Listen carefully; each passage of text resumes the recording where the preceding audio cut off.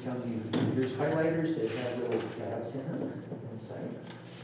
Highlighters and tabs. Yeah. And then this is a little thing that you put on the back of your phone. You can take it off and clean it. Oh, I want one, I want one. Yeah. I just like things. You better get two, and then one for Kenny, one for Thanks Chris. for bringing treats, Jeff. That's right. You're welcome. Thank you. Let's see. Got some highlighters. But you have highlighters that have little tabs in them. I've got yellow little tabs. Yeah. Thank you. And this is microclean. Yeah, you put it on the back. Andrew, are you hearing this okay on there? Oh, okay. Yes, I can hear you fine, Don. Okay, we're getting ready to get started. There you go. One second, one person. Thank you. Well, good afternoon, everyone. I am Willa Williford, and I'm here. I've been working with Dawn and people across the valley on these housing assessments for several months now. And so we're here because we have a draft in front of us. There were actually 3 communities in Saguache County that are doing these little specific reports. Today, we're just covering Center and Town of Saguache, but we will have Crestone in a future listening tour. And so let's look at our agenda. We have a number of, it's a hybrid meeting, so we have a super cool owl thing that will allow us to all participate. And thank you for sort of clustering. So we want to talk about, we did a valley-wide study, and it's a big, dense document full of graphs and numbers, and we want to just spend a few minutes on sort of the highlights of those. Then we wanted to share some of the key metrics that you can use that are in front of you in the community-specific documents. And then the real focus of today is the discussion, and what does this hearing from you all around what you think priorities are and what we should be working on. So why don't we spend a few minutes on introductions, and maybe we can start in the room, and I think the owl can help us. Why don't I start here? We can just kind of move around. Tim at the bottom, Saguache County Commissioner.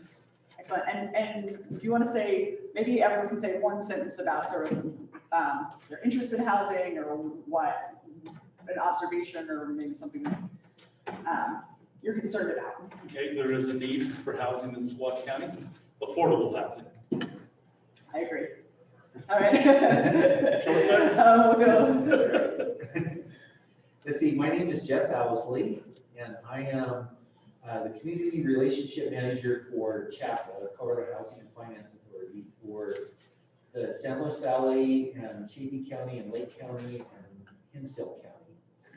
And so, yeah, I'm just excited about all of the actions that we can take based on this study. And we're doing the same thing in Alamosa, and the action plan is really exciting once we get to that point.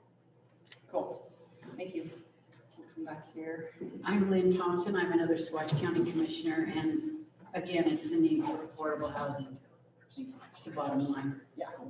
Tom McCracken, the 3rd Saguache County Commissioner.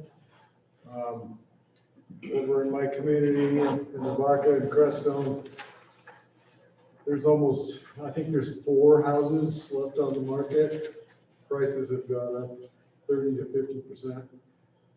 And we have no housing for workers, and we need workers to develop the community. So. Yep. Thank you. My name is Max Gibson. I'm a homeowner here in Saguache Town.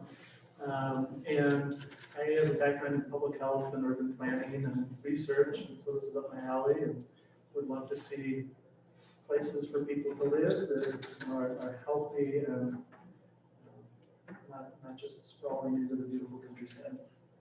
Thank you. My name is Evan Zamora. I'm the director for the Saguache County Housing Authority, and there's a need for affordable housing. I don't think I can say anything on top of that. Thanks for the back. Andrew Ashley, I'm a housing development specialist with the Colorado Department of Local Affairs, Division of Housing. And yeah, we fund affordable housing projects, so just trying to find a way that I can give away some money. You are now our favorite. So I'm Dawn Malgaris. I'm with the San Luis Valley Housing Coalition, and my favorite thing to do is take Andrew's money. I literally answer the phone every time he calls. How much do you have for me today?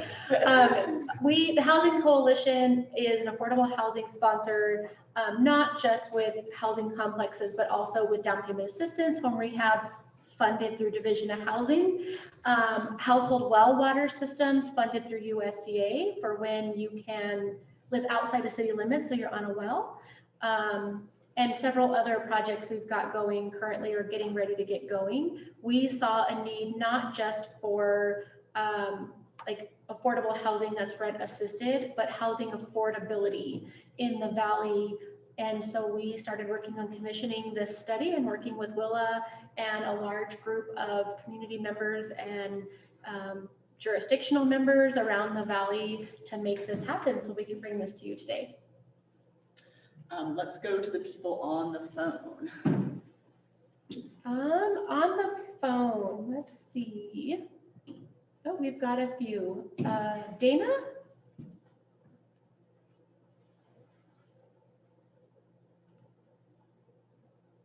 We would like those of you on the phone to introduce yourself.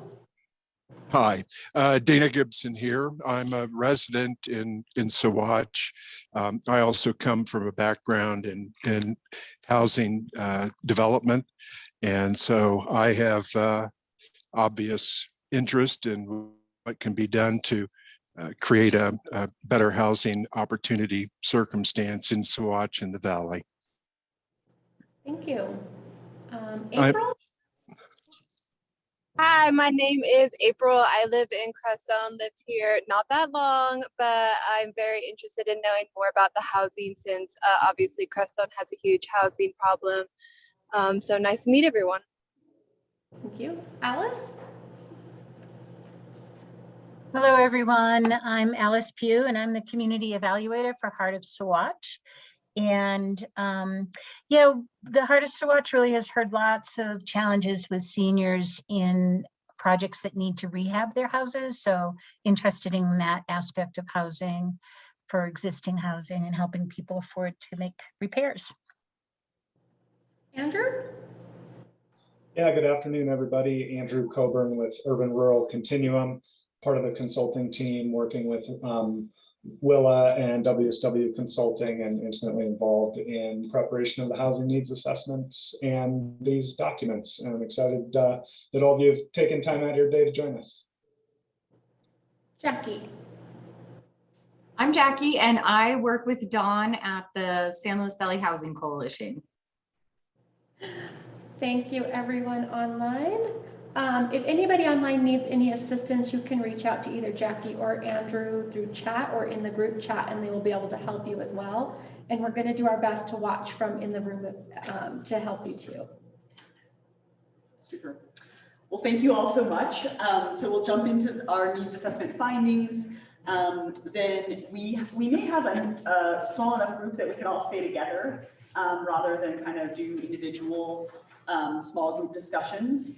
And we can decide when we get to that point if we want to keep if the people online do their own thing and we do something here in the room, or if we're truly just kind of, we're testing this technology, so it seems to be working pretty well. Yeah. There's a separate one for the town of Center and the separate one for Saguache. That is true. How important would it be for everybody to have a separate one, or? It would be wonderful. So I think since we have 5 guests, we should have enough copies. Okay. So thank you. Then you don't have Center, right? No, thank you. Yeah. So the first, and it's really the last 5 or so pages that are different. All the lead-in is the same. All right, so let's jump in.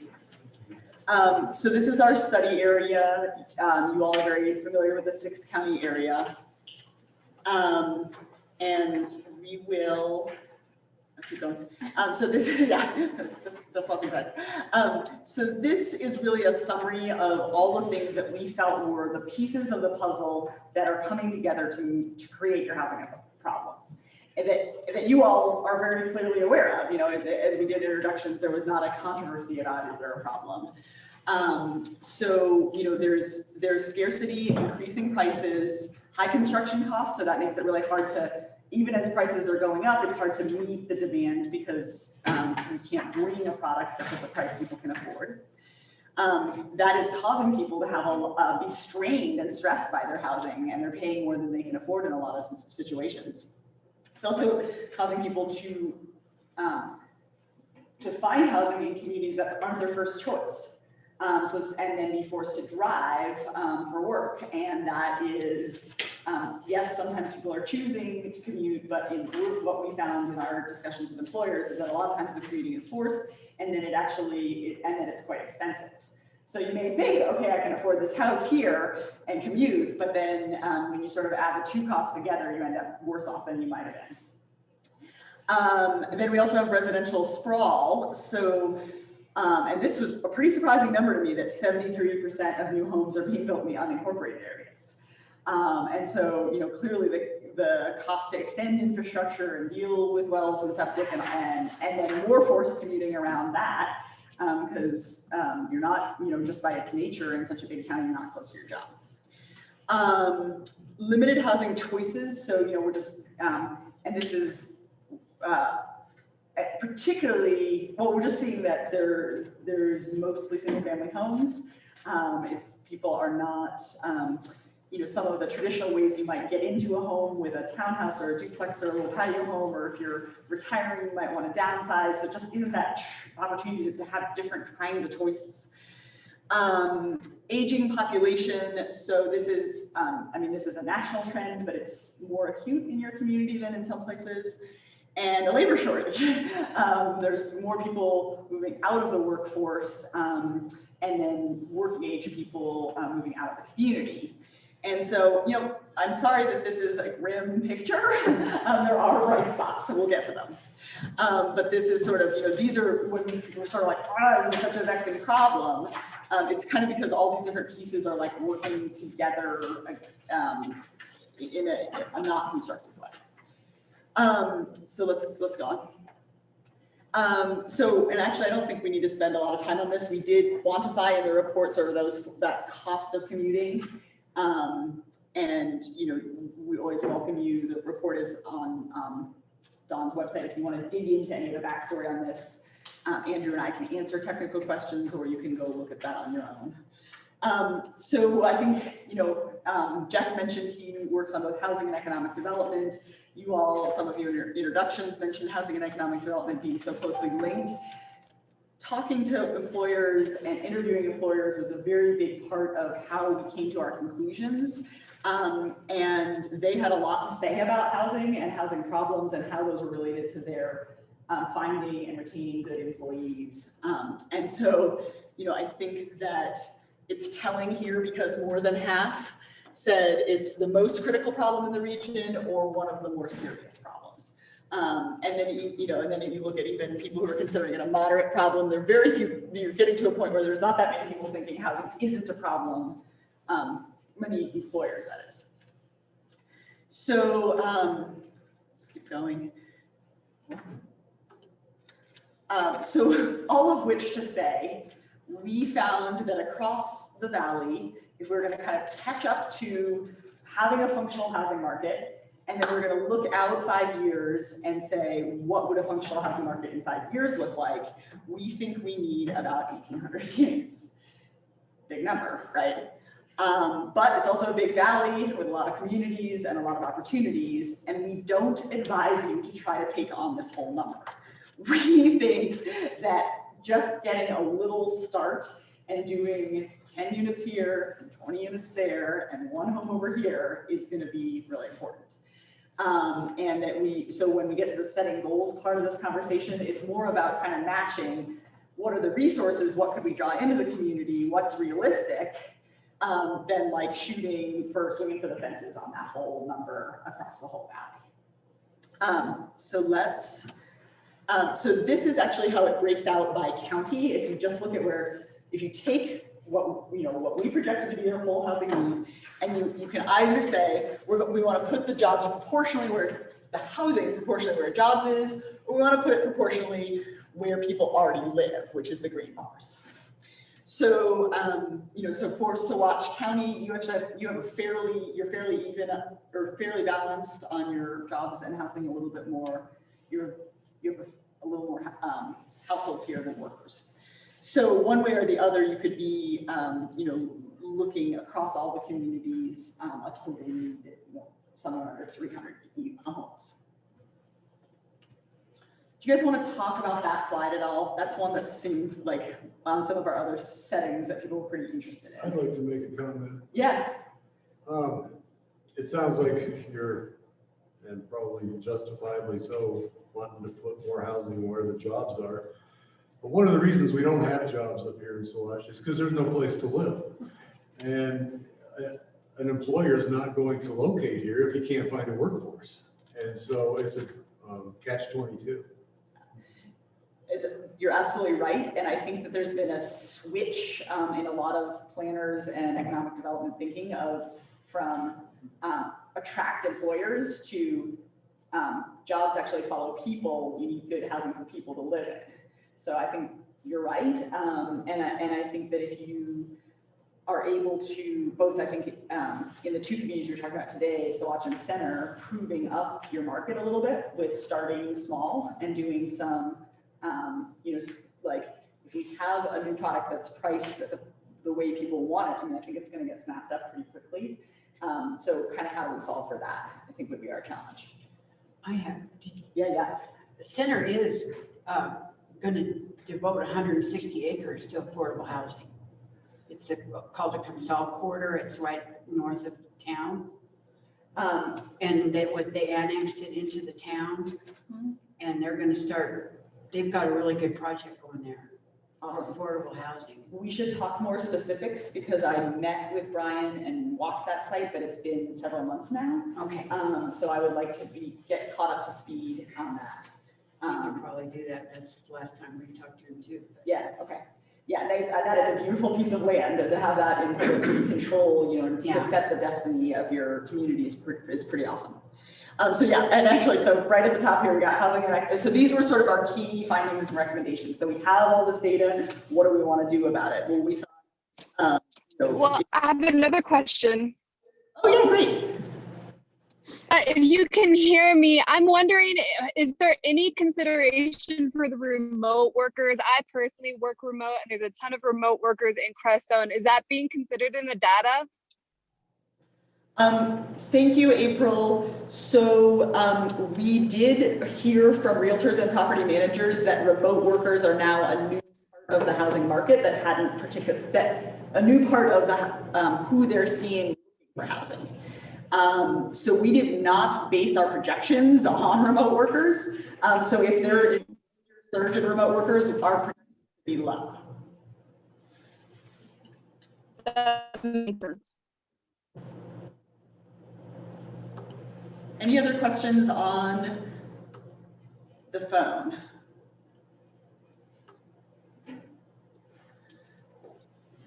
Okay, so when we look at just the big picture coming out of the regional needs assessment, we felt economic development and housing go hand in hand. You don't want one to ever get too far ahead of the other because you're going to be out of balance. More housing is needed across a spectrum of home types and prices. We know affordable for the lowest income people can be what we gravitate towards and what has been historically produced here, but we also know our middle income and middle class families are really hurting. And that really only it's kind of people with wealth from outside places that are able to afford this market now. So we think, so we want to be conscientious about kind of addressing a whole spectrum in your market. We know it's one big valley with very unique communities. Like every place has got different dynamics going on, and that's part of why we're doing these individual kind of specific focus, because what we might recommend or think is a good idea over in Creed is just not going to work here. We also, what I already kind of mentioned, like starting small and proving it up. Because I think when I was really worried when I saw Brian's site of like, this is such a big blank slate, you may really want to, and town center already owns a couple like, half blocks within city, maybe start with that and see what you can do there before you commit to so much infrastructure extension. And then I think, equity, diversity, and inclusion going forward. We've heard, we know that we have been over time, and this is, I actually love that Saguache has no zoning. It's very hip. But like over time, we've used rules like that. It's good and bad. Good and bad, yeah. We've used some of our rules to favor certain people and keep people separate. And that's kind of some of the things we want to be pretty conscious of going forward to try to not perpetuate inequity going forward. Hey, Willa, sorry to interrupt. Everybody on the phone is not seeing the current slide. Not sure if there's a way to remedy that on the fly. Thank you for speaking up. Dawn's working on it. All right. Andrew, are you guys on the recommendation slide, or which slide are you seeing? We're still seeing the employer feedback slide. Oh, You have to go up to resume share, the triangle on the very top, go to the right. resume. Oh, it's right here. Do you see it? Oh, okay. Go back to present. Are you on recommendations now, Andrew? And we can go to the next. Yes, we are. Thanks, Don. Thank you. Cool. Okay, so this is just a graphic tool that we have used throughout our conversations in the Valley to show, because when to talk about that idea of a whole spectrum of housing. So we kind of correlated it. All good. We took, what are the actual incomes in locally, what does that maybe correspond with in your housing market? And that idea that, like some of Andrew's money, for example, is really focused in this area, but we know there's needs in this area. So let's be thoughtful about that. And then there's, so I think we can keep going. What's AMI? Area median income. So that's the metric that the funders like Jeff and Andrew use when they think about who's eligible for what kinds of resources. So go ahead. All right, so here are we'll start with the town center, and we just tried to create these as like quick dashboards so that you or someone from outside the community could understand your housing situation for your community at a glance. So center has a little more multifamily than many of the places in the community. And, we're also seeing that the housing market is, there's nothing. We monitored the rentals for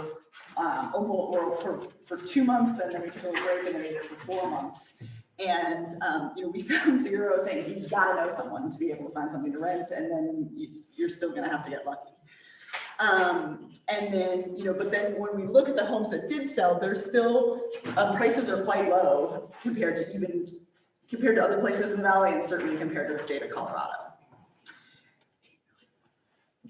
So, and then this is this is, and I'm glad you guys have this in front of you, because this is hopefully where we can hone in. This is where we're taking that, what's your income? So it's actually listed. What kind of home could you buy with that income? What kind of home could you rent? How much of your population is in those categories? And it's really showing, if we look at Zillow or something, and it's like, yeah, everything's 300,000, but most of your population is something less. I mean, you all summed it up very well in the introductions.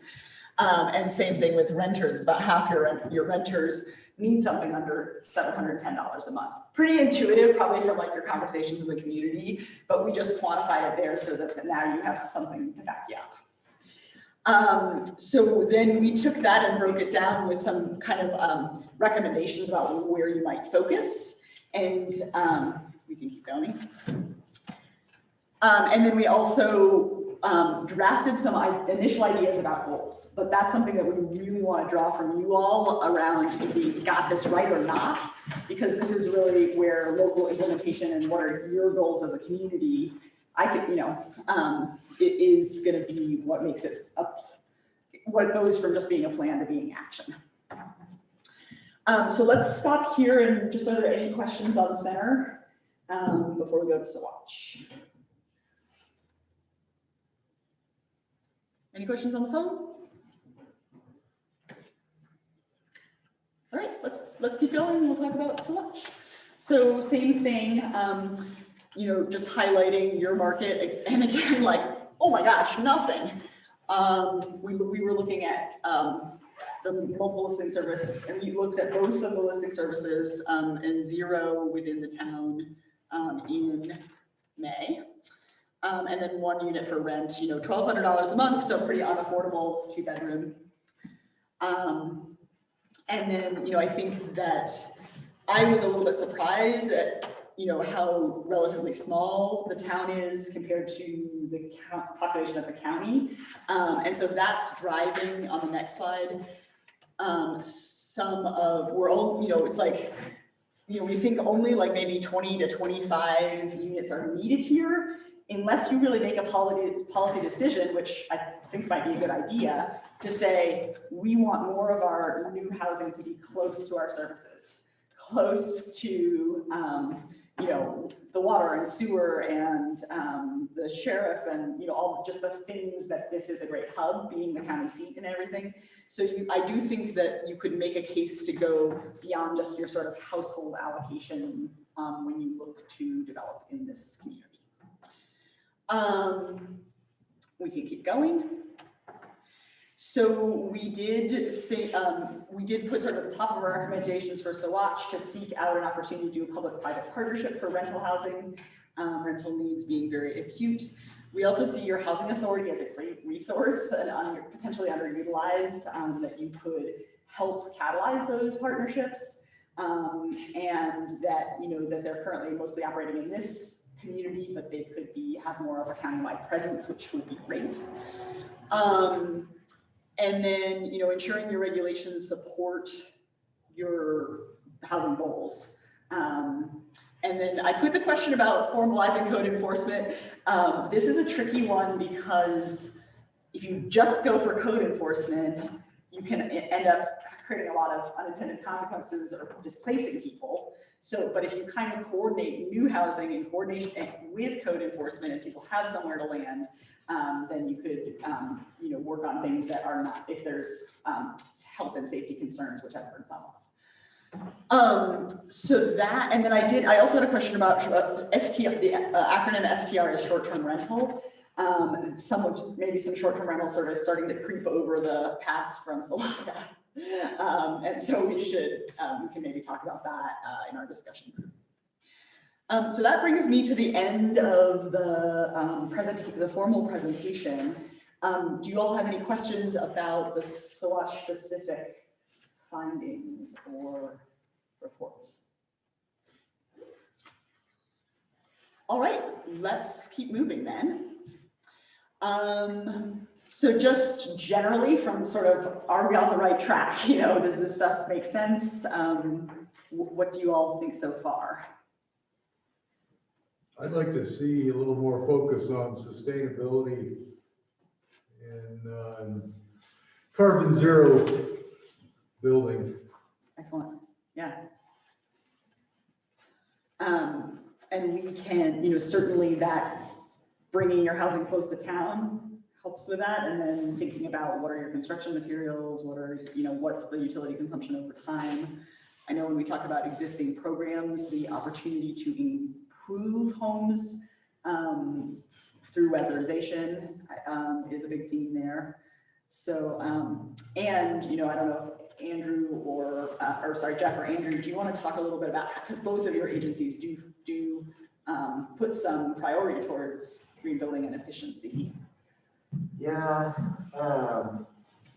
We don't see it really as much, I feel like, in smaller projects, in like, larger, like 50 front range tax credit project. I mean, it's a requirement, to meet some sort of like sustainability level, whether it's, enterprise green communities, or I think Denver's got its own sort of, sustainability requirements now, but I think it's a really interesting thing that even possibly like the county could, I don't know, like mandate or, create incentives for any new development has to be, X, Y, Z, something like that.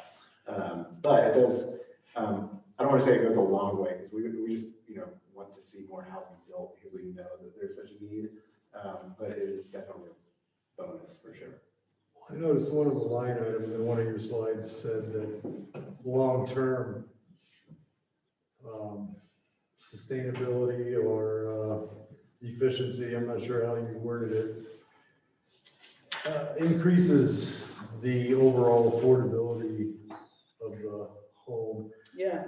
So like if you're putting passive solar into your development ideas and photovoltaic solar and batteries into the whole, development plan, over time, that's going to make it more affordable for people to live there and be carbon neutral at the same time. Definitely. And we, some of the things we heard around how expensive people's utilities are. I mean, it's pretty,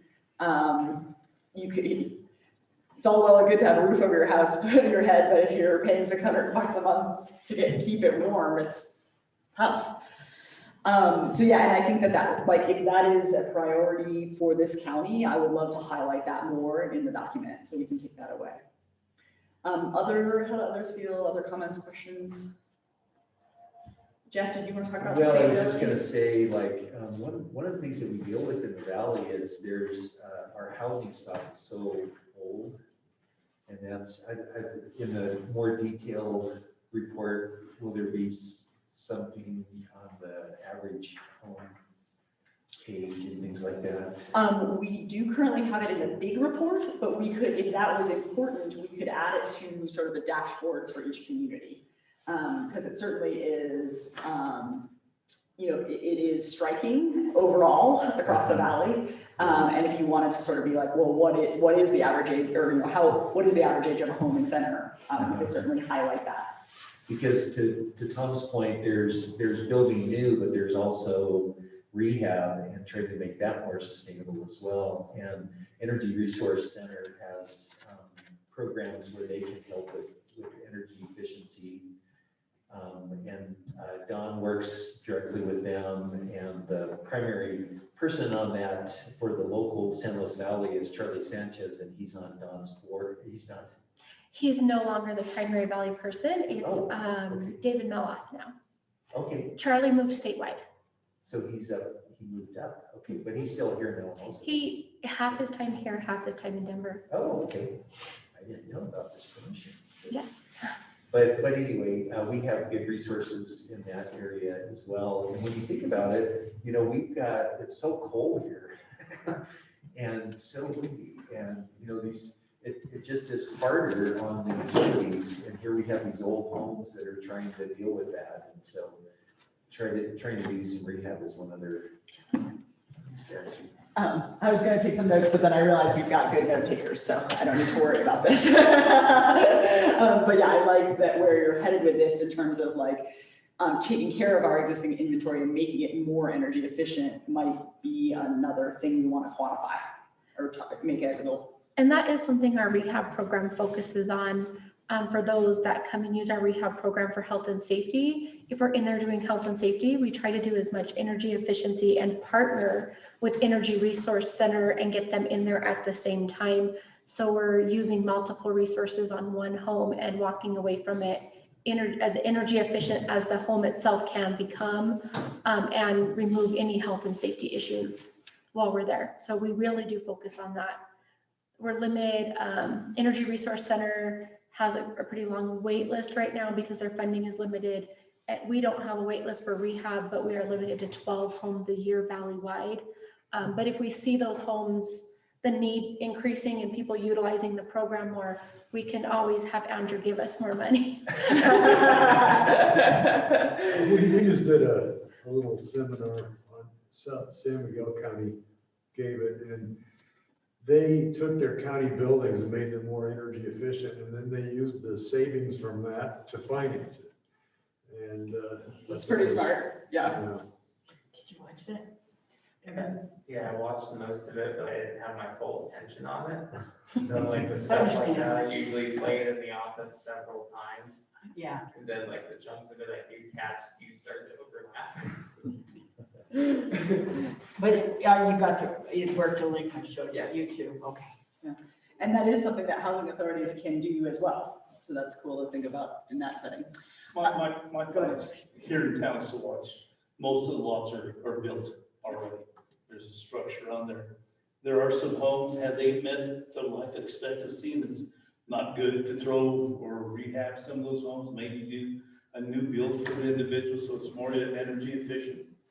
And is that something to look at?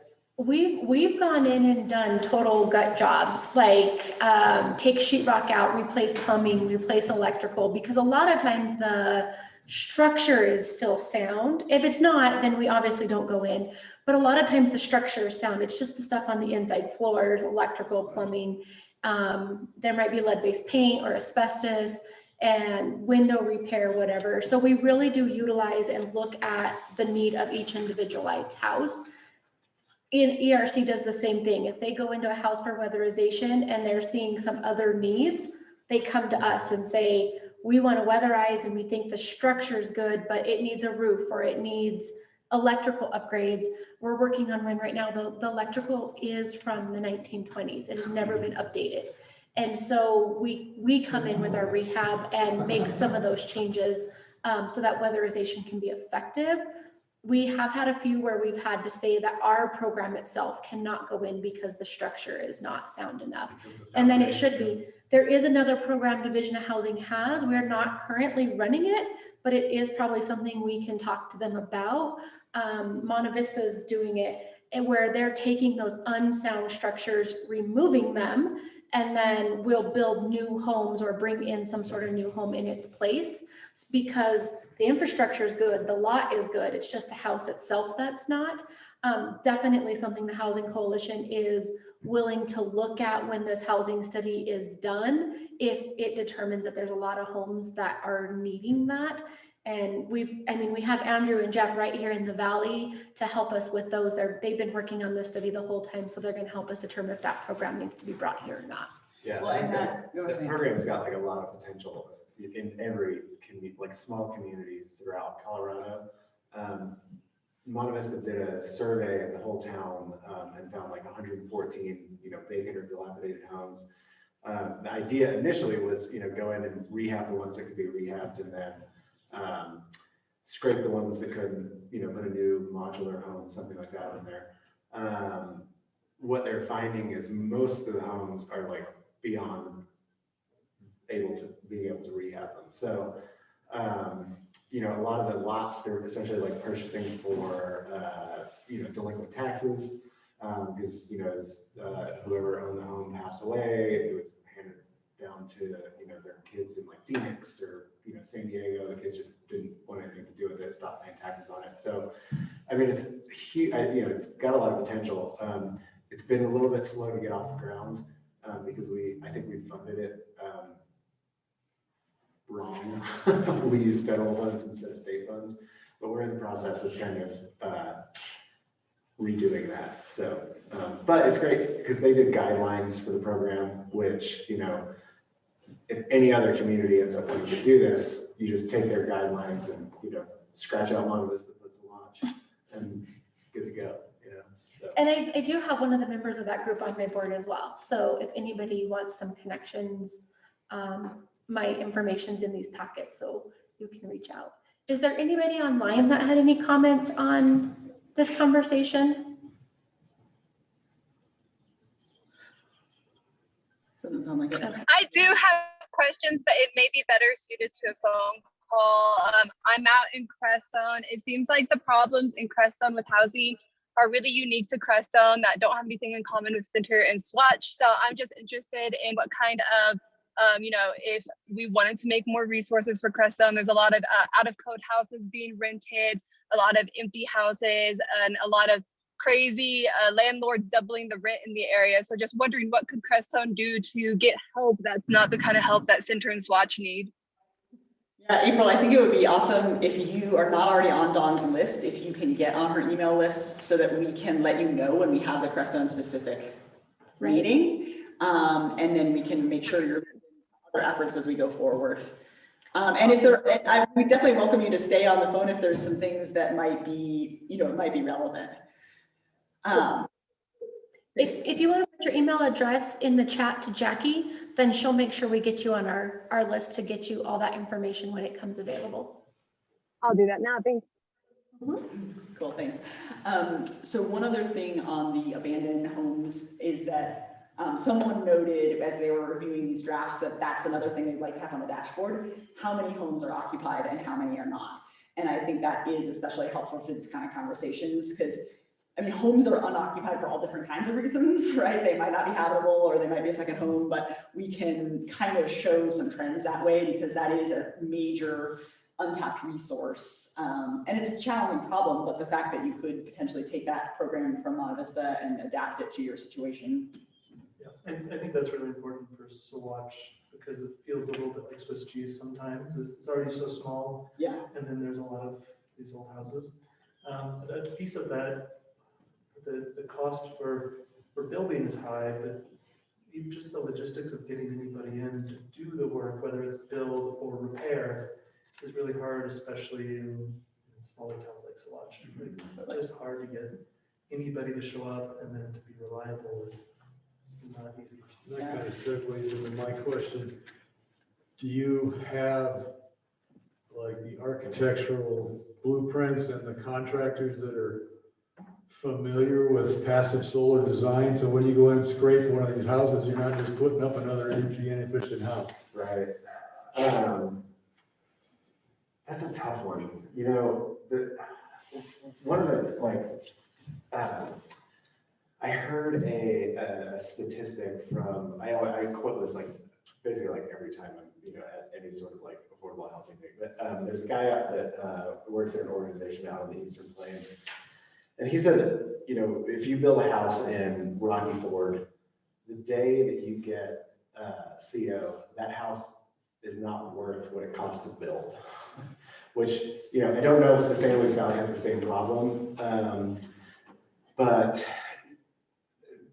doing a stick-built house, unless you're doing market rate and you can sell it for a lot of money, a lot of times it's not cost effective. So you have to bring in that sort of that modular product. Modular products kind of have their own issues. There's this claim that, oh, well, it's built in a factory, so the waste is less. But they also have to build those things to withstand hurricane force winds because they're driving them down the highway from Kansas or wherever. There are a couple modular manufacturers in Colorado. There's one over in Pueblo that just moved down. They opened up a plant. They're based up in Idaho, but they're very they basically take storage containers, redo the inside. They're super nice and they're very affordable, and they only do affordable housing. So they don't do, Is that individual? Yeah, totally. In fact, there's a organization over in Crestone, IKEA, Living Wisdom. Yeah, Crestone Peak Community Housing. They're actually working with individual. So. But I know that those are super energy efficient. It's kind of a bummer now. Apparently, you can't find empty storage containers anymore thanks to COVID. So they're actually having to manufacture their sort of own storage unit. But I haven't seen one put on the ground yet. But I'm anxious to kind of see what they look like on the inside. I think well, go ahead. With modular, I'm assuming, just based on my experience with RVs is that the materials they're using are highly toxic. Sure. And, you know, over time, that's gonna affect people's health and, so Yeah. sustainable materials, local,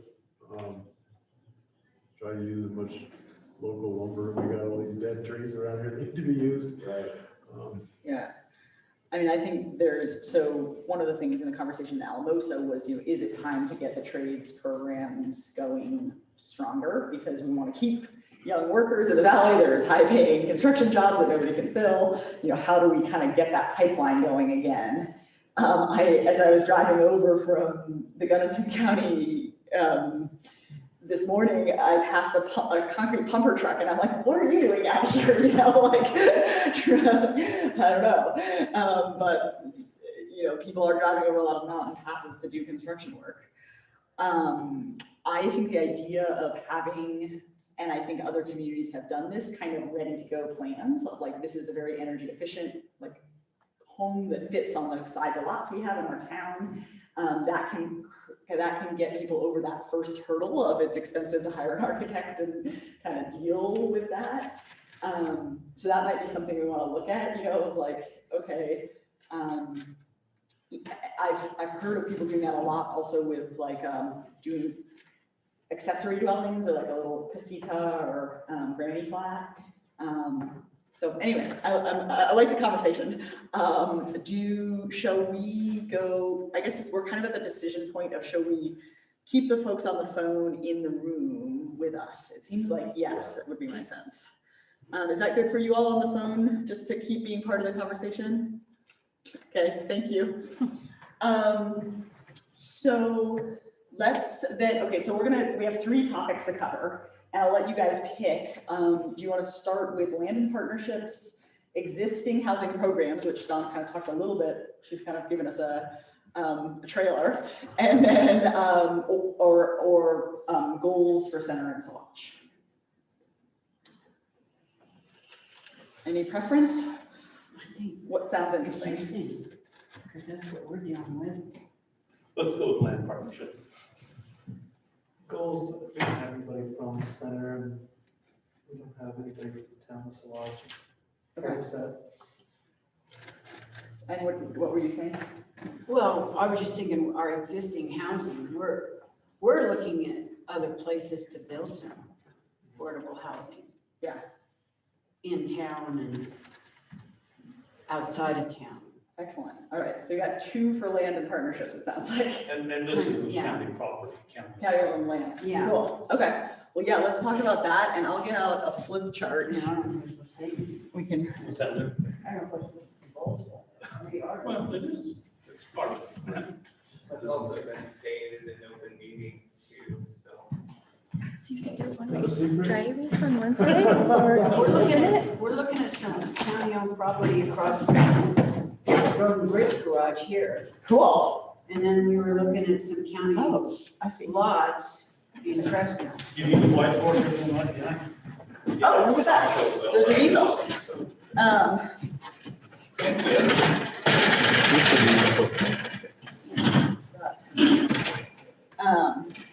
All right, so just, I mean, if this is, it sounds like, so what are the land opportunities? It sounds like you guys have them at your fingertips.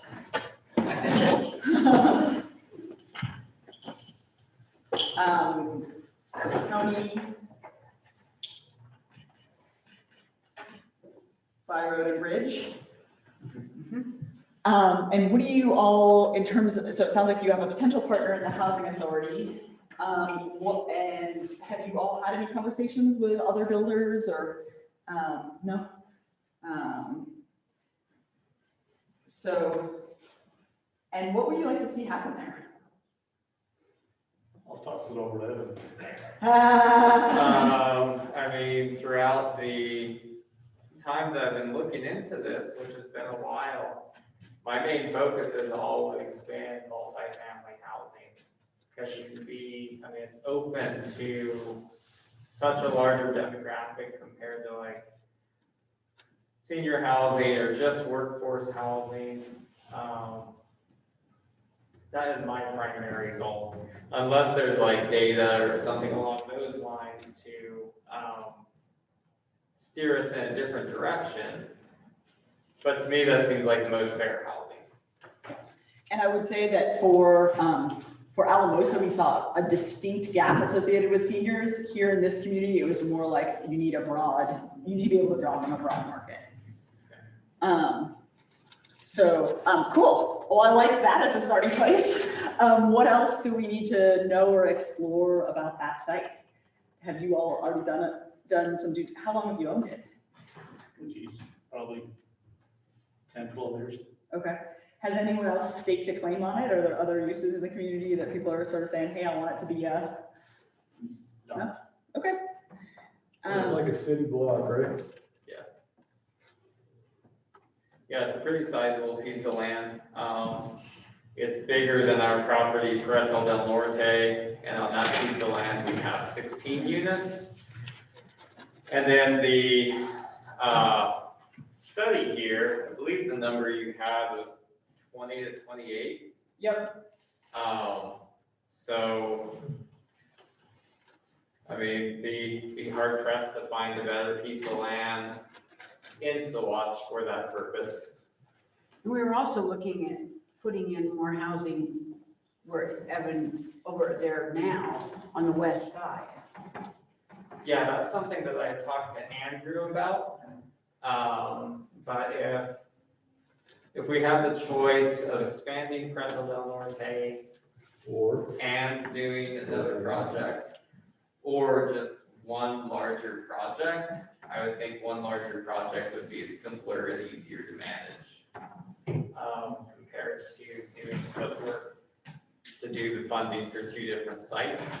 But we got the 2 guys who know in the room, so maybe you can expand on that thought a little bit. Can you describe a little more the land that would be the expansion site? Like, where is it? How big is it? What is? It is that 4 lots? I thought it was more than that, but Like the one across from Road and Bridge Garage? Yeah. I thought it was 6 or 8. Let me look it up on the Saguache It's County half a parcel viewer. It's pardon? Half a block. Half a block. I don't know. I was curious about the other one that he was talking about. That's next. It's to an the extension of the existing housing. housing. Yeah. So That's smaller than what we have over there. Yeah. Yeah. It would be smaller. Probably smaller. Okay. So we're talking about maybe like 4 units. Yeah, or for 2-story, it'd be 8 units. So. Oh. Yeah, the only problem with 2-story, and maybe I'm getting lost in the details on this, is that over at Parental del Norte, our 3 bedrooms are 2-story. And there's been several instances where I have an applicant or a potential applicant who has an elderly or disabled household member, and those stairs just don't work for them. Yeah. The fact they made all of the 3 bedrooms 2-story is pretty crazy to me. At one point, it was supposed to be all ground level. I don't know what happened or when. So that's certainly not something that removes 2-story units from the table, but it is a consideration. With benefits you guys to have if you're wanting multifamily to not do 2-story units, but multiple story complex. Like more of a. More like our Monte Vista property, maybe not 3 stories, but so that you could always get your first floor have ADA compliant units, and then your second floor, those that don't necessarily need ADA compliance. So you're getting more bang for your buck on your lot size.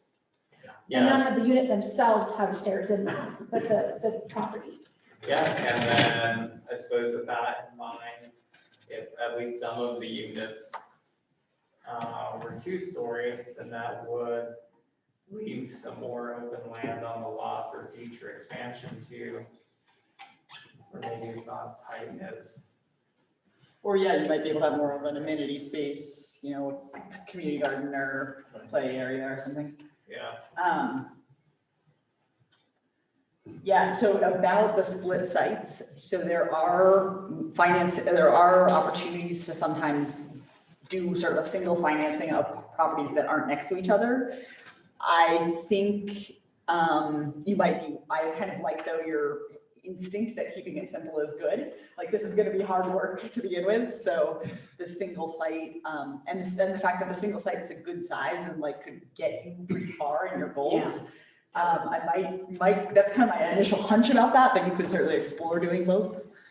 On that site, on your single site, is there room to do a multifamily and some single family? Is there enough space to make it a combination like that? Let me bring it up on Google Maps and we can all take. Yeah, we can look at it here too if you guys want to. Yeah, Evan, I think has the number memorized. The parcel number. I don't quite have the parcel number memorized. On the Saguache.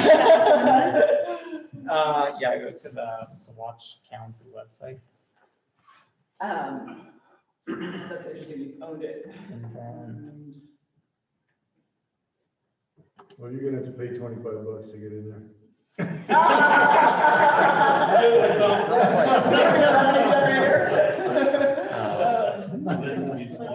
I got something. yeah. I mean, if anyone wants to grab a snack or, you know, I know, please just make yourselves at home. Let's take property search off. But I'm wondering, so you had that with the proportion that's currently split across the valley, there's 20, 25 units in Saguache town. Yep. Has that been a discussion of wanting to have more of the development in incorporated areas of the county? Is that anything that's come up with county commission level?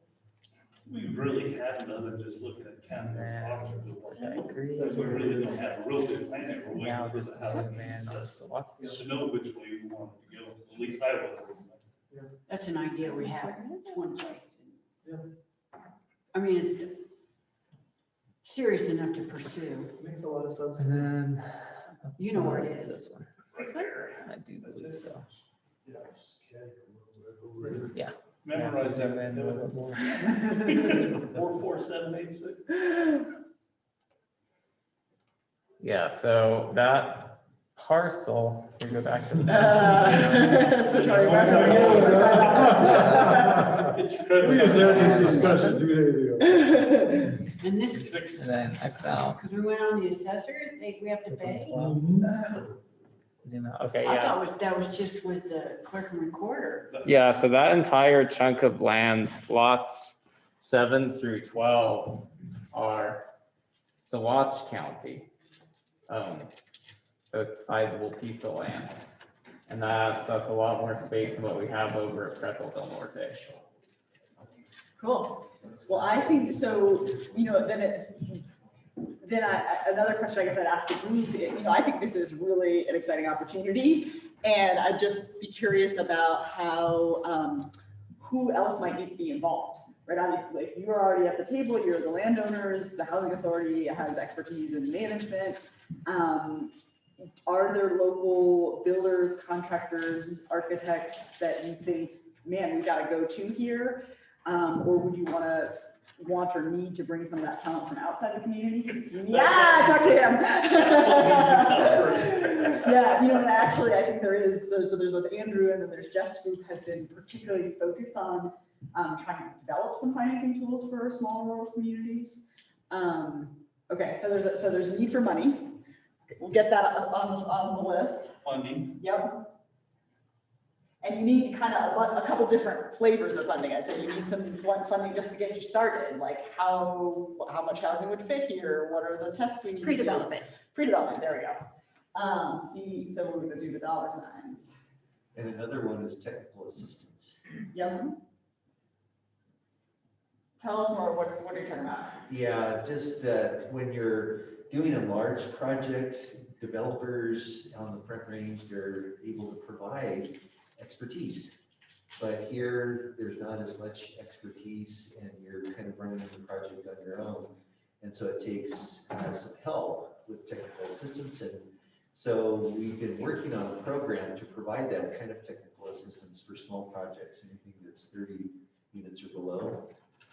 And so Willa is actually on one of 2 different teams that is providing technical assistance for in a pilot program for small projects And we've got Moffett Schools is one of those programs where they're going to do some housing for teachers on school district land. And then another one is in San Luis, and another one is in Salida and Lake City. And so that this could be something that could work for something like that. And the next round, we'll probably have this later this year to start some more technical assistance on some more projects. And the technical assistance is all paid for. Watch out. Now, do you have, And the other cool thing with this thing Jeff's talking about is they have some money, so they have some money for like people to sort of say, help you get your hands around the project, but they also have some money for like if you needed an environmental test or a soils test or so, just some of the things to like understand the early due diligence. Sorry, what are you? I just wondered if over time you've developed templates for certain size parcels of land for, you know, like you say, some multifamily, some condo type. Yeah, I mean, a half city block is a nice kind of standard size. I would say yes, sometimes there's like, I'm working with a developer in Delta and it's a 30 unit senior building. And it's got 2 elevators and a common room, and we worked together on almost exactly the same building in Rifle, you know, and they both happen to be like on lots that could like take an L-shaped building. Now, I think for your community, we might like the scale of that's probably too big. We could look at those designs and say, hey, do they fit here? And that if you're going to do surface parking, you need, you need more space. But there's definitely, I mean, I think that would be a cool thing to go is like, let's go look at what other things have been done on a half city block, and I think this question about do 1 story or 2 is really important. My guess is that if we could get some 2-story elements, that would be really beneficial. But then I think we should be, careful, obviously, to Evan's point about accessibility. So I think that sounds like research of other communities.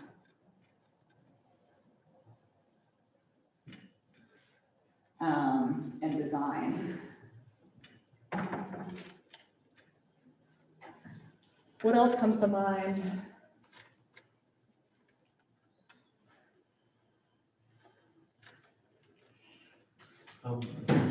I don't want to move the question or the conversation further than this if we're not done with this right here. We could be done for now. I mean, I think we've got some some clarity, some next steps. Okay. Yeah. So one other thing to what Tim said earlier, that you've got most of your lots full.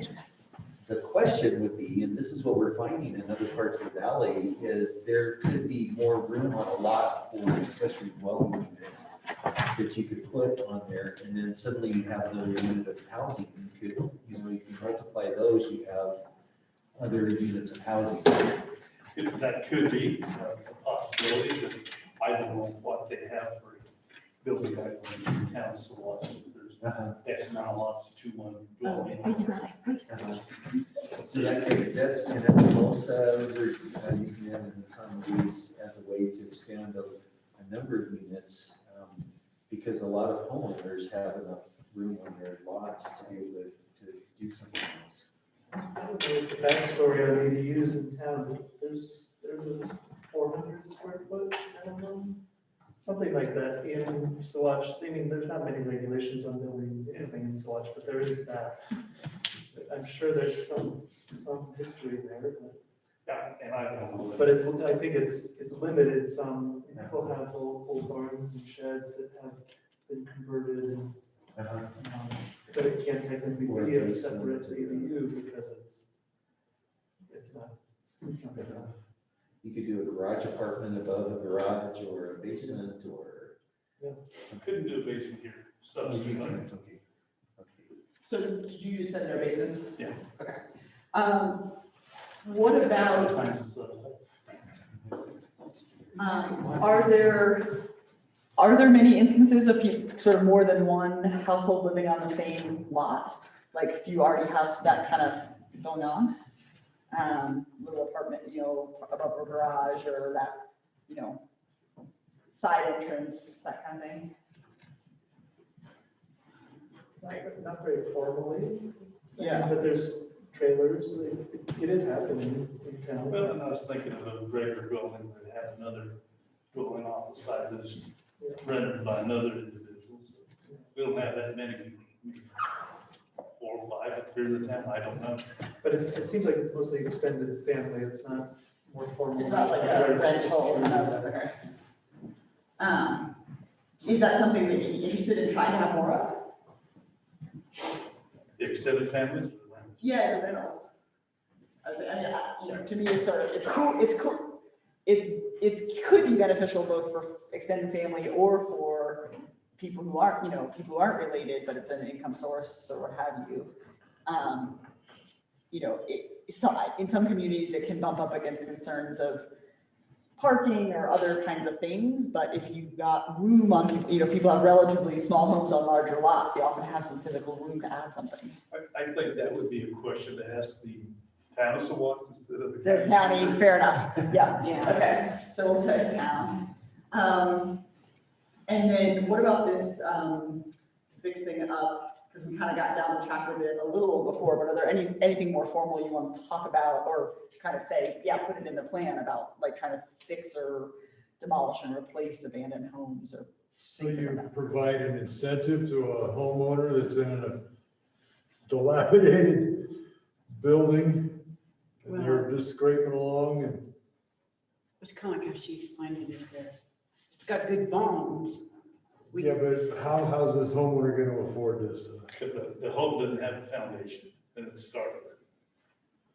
Yeah, if it's dilapidated, it's harder, like the foundation for sure, because it's hard to go in and fix a foundation underneath the house that's already there. It's pretty, But if there's a good foundation. if it's got a good foundation and good bones, our home rehab program, it is income-based, which probably 70% of the population qualifies for. And it's 0 to 2% interest for 30 years. We currently have it set at 25,000, but we do have the opportunity to ask Division of Housing on an individual basis to be able to go greater than that if we can show the need. We just did one in Antonido for 56,000. We took out all the walls, all the electrical, all the flooring, and made the bathroom ADA compliant because it was a pretty small bathroom. And it was a 3-bedroom home, and we went in and put 56,000. I think her payment like $130 or $140 a month because because it was so big and because of the income level, we went 0% on that job. So the purpose, homeowner has to pay for it. the homeowner pays the payments There's a qualification. if they qualify income-wise. And we have lots of workarounds and lots of ways. So if a homeowner's on Social Security, $800 a month, we have the ability to request lower payments or different terms or whatever to make it affordable.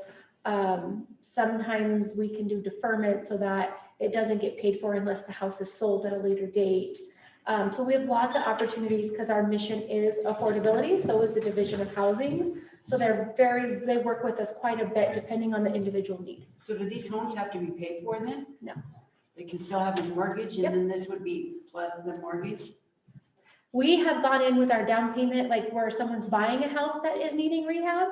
And so the house needs the work, and we've gone in with the first mortgage, the down payment assistance, and the rehab all at the same time, and gone in and made the house livable once they bought it. We've had some where they've lived in the home for 30 years. There's so many different scenarios on how we can And come where in do and they help. live in the meantime while you're doing all this Great work? question. So that particular lady was living in a housing authority apartment when she bought the house, and was all excited to move into the house when she found out the house she bought had asbestos. And so she kept her apartment while we went in and did the work. Most of the time though, we're not going quite that extensive, and we do the work in small increments and they continue living in the home. The only time they can't continue, obviously, if we're doing lead-based paint or asbestos remediation, then they can't be in the home at that time. So it is up to the owner to find somewhere if they can't live in the home while we're there. We can assist them with short-term, like helping them get into housing, short-term, and that sort of stuff if it's available in their community. I am curious about, since we have all 3 county commissioners in the room, do you, how much is the off-grid provisional housing stuff coming across your desk? And how do you feel about, should that be part of what we're addressing as we try to make some goals around housing? I know it's a really hard I problem. have an off-grid place. You do? Oh, cool. It's the exception, not the norm. I don't recall any coming across. No. Yeah. Well, I guess they don't come across it, or yeah, I don't know what the, just, is it something people, when you're out, talking to people in the community, is it something people are concerned about, in favor of? Just kind of what's the? It depends on the area. Okay. Yeah. Say more about that. Say more towards the east side of the county. Okay. Crestone area, and that's great, there are people that do like to live off the grid, and that's great. In this area over here, I think the infrastructure's already in where the electricity is available, but I know some people are doing a combination of solar as well as, and so. So that would be my question, is the infrastructure in Saguache. Like, can it handle 20 new homes over the next 5 years? Well, that's definitely something we need to talk to the town manager about. We have a fairly new sewer system, but I'm not sure all the pipes are new. And so depending on what part of town you're in, it might be a different situation. Okay. They need to redo the water system, but it will be happening in the next few years. So they're working towards a new water system in town already? Are they using their like CARES Act money and stuff for that? Do you know? I've heard murmurs of it. I don't know for sure though, but it's top of the list. So It's on there. wouldn't be Okay. surprised. Because that's also going to influence where your housing can go and how much housing you can bring in. Your infrastructure has a lot to do with that. If your developers happen to come in and do a lot of infrastructure expenses, then you're going to get less units or smaller units because those costs have to be covered. So that's definitely a conversation that needs to be had. One thing about this plot here, though, it is pretty close to the sewer system. I don't know how close it is to the wells, though. The water's real close. What they do is they run the water down the middle of the street or the alleys, so it's not that far access to water, so. That's great. But Yeah, so, I like the sound of that. Yeah, that makes it an ideal spot. Yeah. Don, do you want to talk a little bit more about like getting the word out on existing programs and like any ideas or thoughts you have on that? Or Let me switch our slide real quick for those. Can I ask one question as you're going to that it relates to existing programs and to our prior discussion on rehab? And I just wonder if how many units of housing or abandoned homes there might be in Saguache and Center that are owned by people outside of the valley. So we have this situation in the valley where somebody leaves to go to Denver and their ancestral home is still in the valley and they just kind of leave it there and it's not being used for anything. And so my question for Don actually, and I can't remember the answer to this question, is does the house have to be owner occupied in order to access those funds? It does. For our rehab funds, they do have to be owner occupied. And this is a great question because one of the things I've been doing as part of this housing study is I've been visiting your guys' towns prior to listening sessions and driving streets up and down and taking notes of which houses look like they could be abandoned or use some assistance and pulling assessor's records, although I see I can't do any longer. I've been pulling the assessor's records on those houses and getting all that data collected for Willa and for us so that when we're making our plan as the Housing Coalition on where we want to prioritize, we're hearing from a lot of communities that rehab homes is something that we need to be prioritizing. And so then we kind of have an idea in each community, how many homes does that look like? before we start going and talking to funders. So it is data we're in the process of collecting through this housing study. I don't have it. It's on, when we're done here, I've already put it in my schedule to drive up and down the streets of Saguache today and Center when I'm leaving here. So, you know, it's something I've hit, I think 4 or 5 of the communities of the 12 we're working on so far. But our rehab program does require it to be owner occupied, or that it's going to be owner occupied once it's rehabbed. So like my one in Aunt Nito, we knew we were building it for her to live into it. We were fixing it for that, and she couldn't live in it until it was fixed.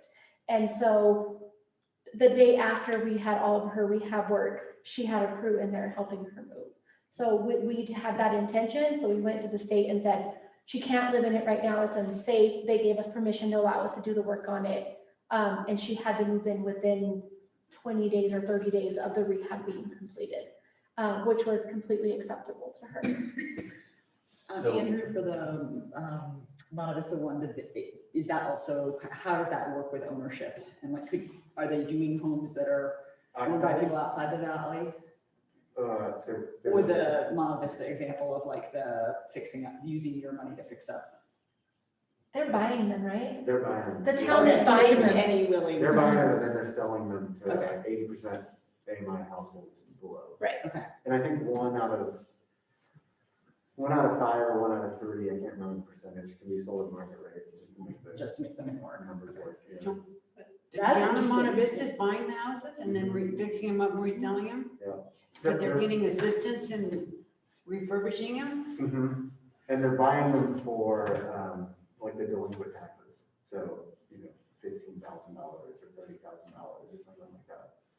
That's interesting. And does your money sort of become a revolving fund? That's cool. Yeah, it basically revolves until it runs out. Kind of thing. Yeah. Like each one you lose a little money on. Right, Yeah. right. I mean, the town will Except not, I hate saying like make a profit on it, but like that sort of like, you know, extra money just goes back into the fund so that they can keep doing it until it runs out. Very similar to my programs. Yeah. Like anytime somebody makes a payment, it goes back into the program and it helps the next family. Okay. And we just keep recycling it and recycling it. If it starts getting low, we call Andrew and apply for more. And then, you know, like I said, he loves to give money out, guys. He's serious.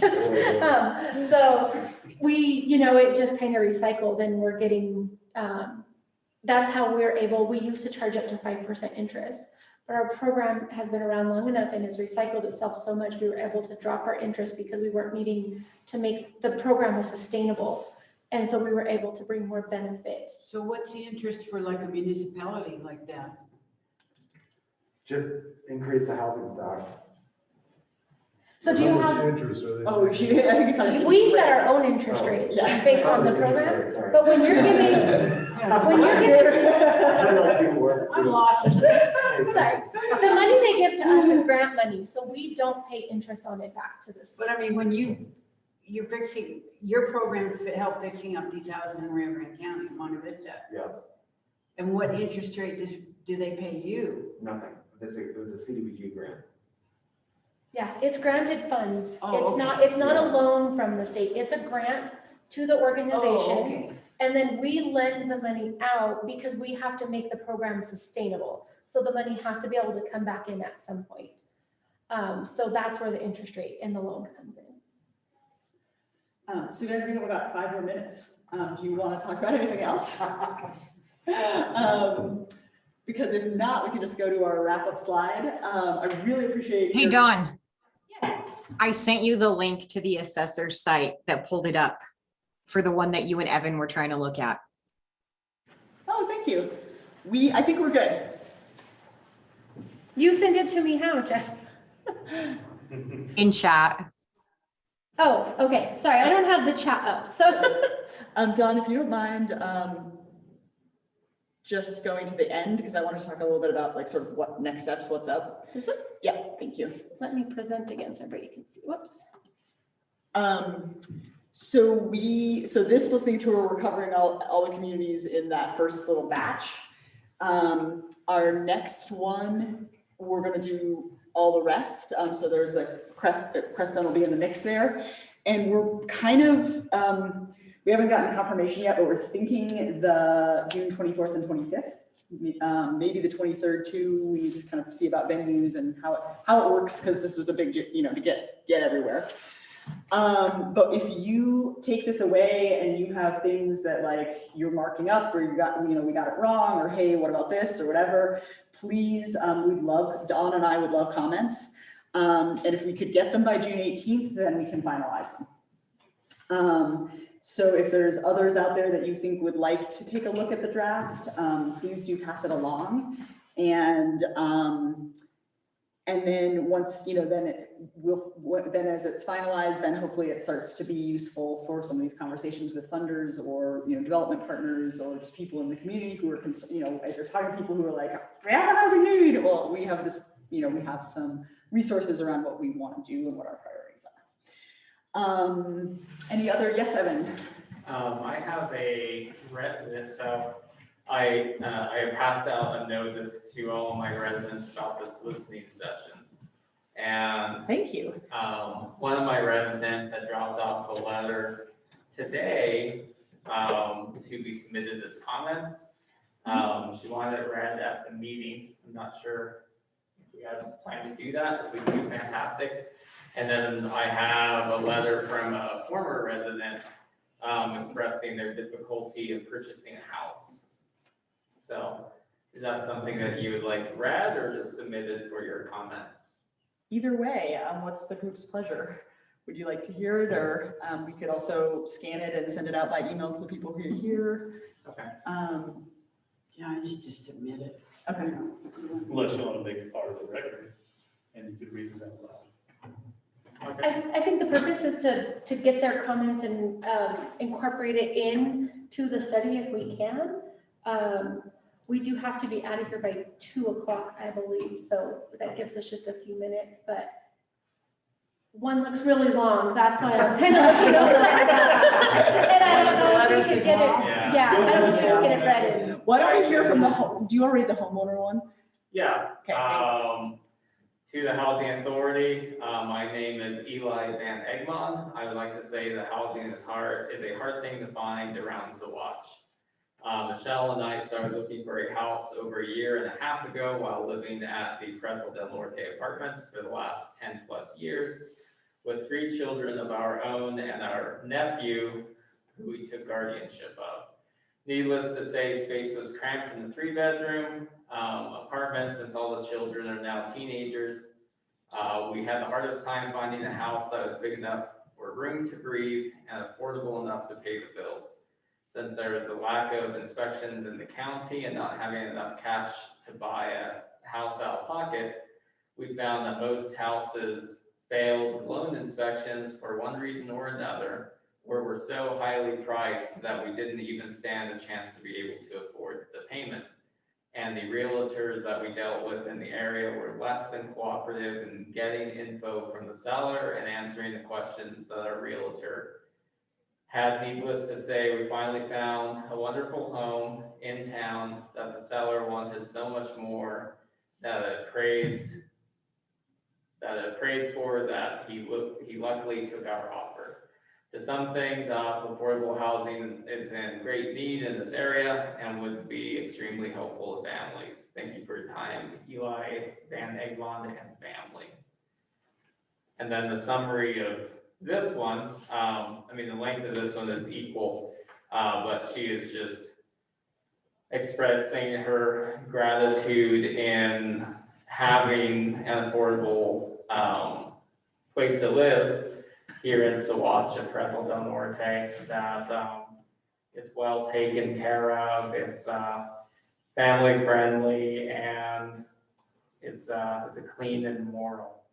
And when I received this letter in my box today, I was actually a little bit surprised, because we've definitely clashed heads a little bit on some of her more libertarian, almost anarchist points of view, and my this reduces management and this is really the best way of doing it.